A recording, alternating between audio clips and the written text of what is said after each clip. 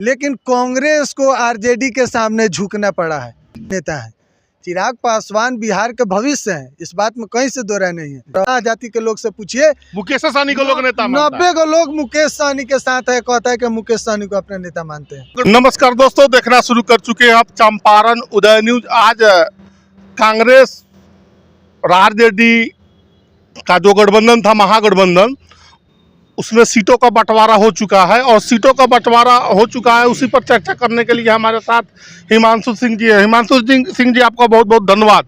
आपका भी बहुत बहुत धन्यवाद। देखिए, एनडीए में सीटों का बंटवारा लगभग आज से 5-6 दिन पहले हो गया था, लेकिन महागठबंधन में जो पेच फंस रहा था सीटों को लेकर, उसका वजह था कि देखिए यहाँ पर कांग्रेस और आरजेडी के बीच में जो डील थी सीटों को लेकर वही नहीं हो रहा था।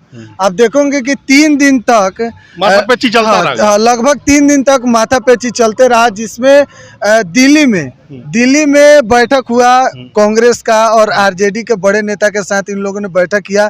3 दिन तक बैठक चला है।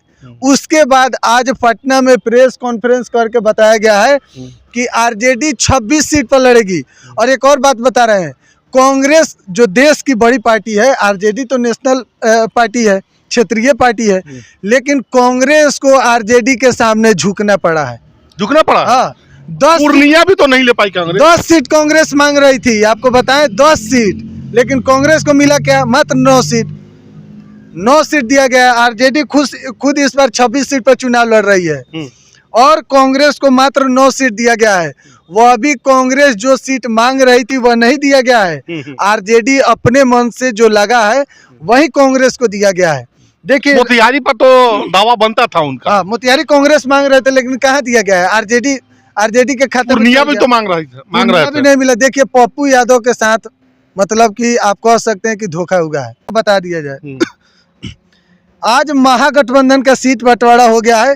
राजद को 26 सीट, कांग्रेस 9 सीट, वाम दल को 5 सीट मिला है। अब बता दिया जाए कि राजद कहां से चुनाव लड़ रही है। आपके दर्शक को जो उदय चंपारण न्यूज देख रहे हैं, देखिए, राजद औरंगाबाद से है, गया, जमुई, नवादा, यानी कि पहले चरण का जो चारों जिला हो रहा है, चारों पर आरजेडी है। बड़ी पार्टी के भूमिका में है, बड़ी पार्टी का है। कांग्रेस का कोई यहाँ पर एथिये नहीं है।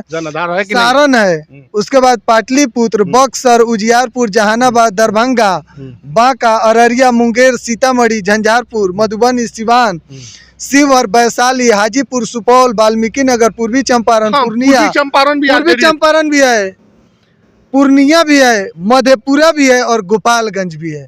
आरजेडी लड़ रही है। आरजेडी कांग्रेस के खाते में कौन कौन सी सीटें गई हैं? कांग्रेस के खाते में देखिए कौन गया है। वो किशनगंज, कटिहार, समस्तीपुर, पटना साहिब, सासाराम, पश्चिमी चंपारण, मुजफ्फरपुर, भागलपुर, महाराज। अच्छा, मुजफ्फरपुर कभी कांग्रेस यहाँ से लड़ी है?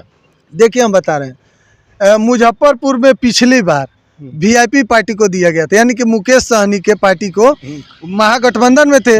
और चर्चा तो हो रही थी कि मुकेश सहनी भी महागठबंधन में आएंगे, लेकिन मुकेश सहनी देखिए, मुकेश सहनी भी न इधर के रहे न उधर के रहे।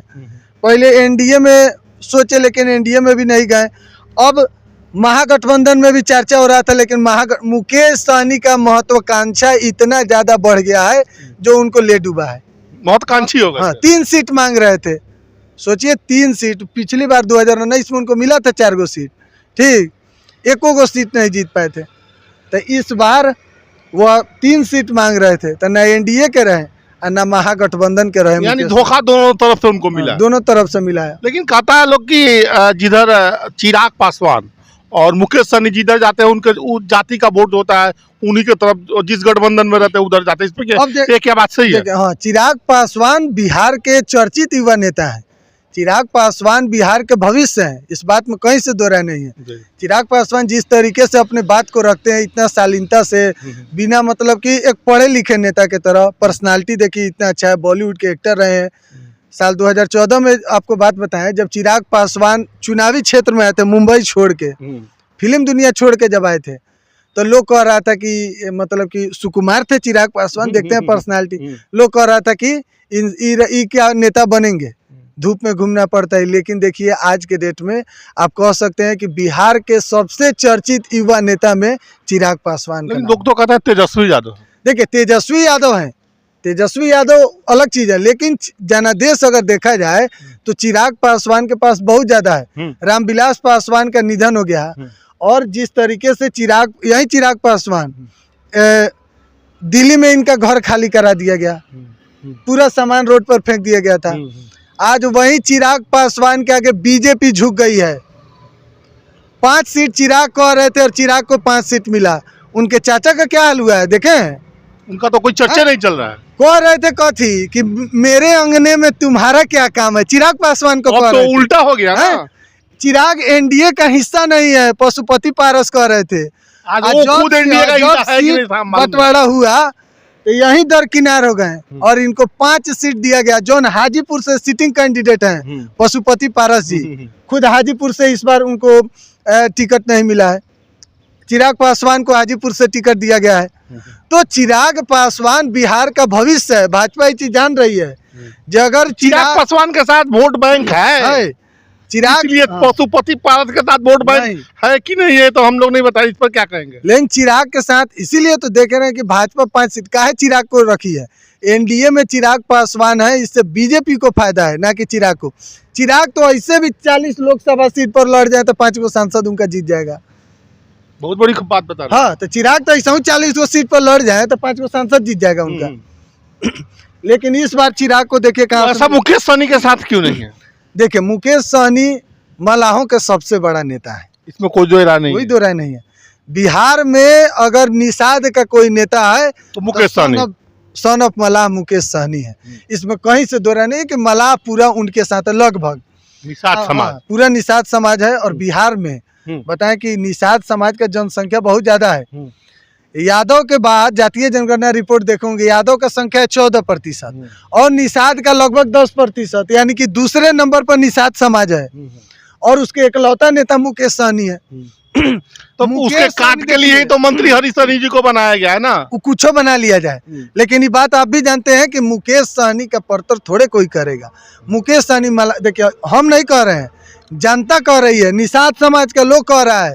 अब 100 गो जाकर निषाद समाज के लोग से पूछिए, मलाह जाति के लोग से पूछिए, मुकेश सहनी को लोग नेता 90 गो लोग मुकेश सहनी के साथ है, कहता है कि मुकेश सहनी को अपने नेता मानते हैं। तो मुकेश सहनी बिहार में फिर उनको न महागठबंधन रखती है न बीजेपी रखती है, काहे नहीं? पिछला बार तो मुकेश सहनी को 4 गो सीट दिया था महागठबंधन। इस बार उनका महत्वाकांक्षा इतना ज्यादा बढ़ गया है जो कहीं ना कहीं उनको इस चीज के तो आरक्षण का मांग करते हैं अपने जाति के लिए। निषाद आरक्षण का मांग कर रहे थे, अच्छा बात है, जाति के लिए मांग कर रहे हैं, कीजिए। लेकिन जो अभी समय को और बिहार के राजनीति को भांप नहीं पाए। लेकिन देखिए अब कहा जा रहा है, चर्चा में है कि हो सकता है राजद से 2 सीट उनको दे दिया जाए। ये भी अभी खबर चल रहा है कि आरजेडी अपने कोटे से कहीं 2 सीट मुकेश सहनी कहीं ना कहीं दे दे। हो सकता है दरभंगा अपने कोटे में रखी है आरजेडी, हो सकता है दरभंगा कहीं उधर दे दिया। चर्चा हो रहा था मुजफ्फरपुर से, लेकिन एक बात जान लीजिए, अगर मुजफ्फरपुर से मुकेश सहनी लड़ते तो काड़ा फाइट होता। बीजेपी किसको टिकट दी है मुजफ्फरपुर से? राजभूषण निषाद। राजभूषण निषाद कौन है? अभी उतना लोग नहीं जानता। 2019 में ये मुकेश सहनी के पार्टी से चुनाव लड़े थे मुजफ्फरपुर से जी, 2019 के वही चुनाव में। राजभूषण निषाद जी हैं। हाँ, मुकेश सहनी इनको लड़ाए थे। तो मुकेश सहनी के सामने अगर मुकेश सहनी मुजफ्फरपुर से आ जाए तब काड़ा फाइट होगा। अच्छा। चलिए, बहुत बहुत धन्यवाद आपका। चलिए, अभी हम बिहार का सीटों का बंटवारा हुआ, उस मुद्दे पर बहुत ही बाकी तरीके से हमने चर्चा किया है। ऐसे ही आगे चर्चा दिखाते रहेंगे। आपका समय देने के लिए बहुत बहुत धन्यवाद। जितने लोग चैनल को देख रहे हैं, प्लीज आप लोग चैनल को सब्सक्राइब कीजिए और वीडियो को ज़्यादा से ज़्यादा शेयर कीजिए। बहुत बहुत धन्यवाद आप सभी का।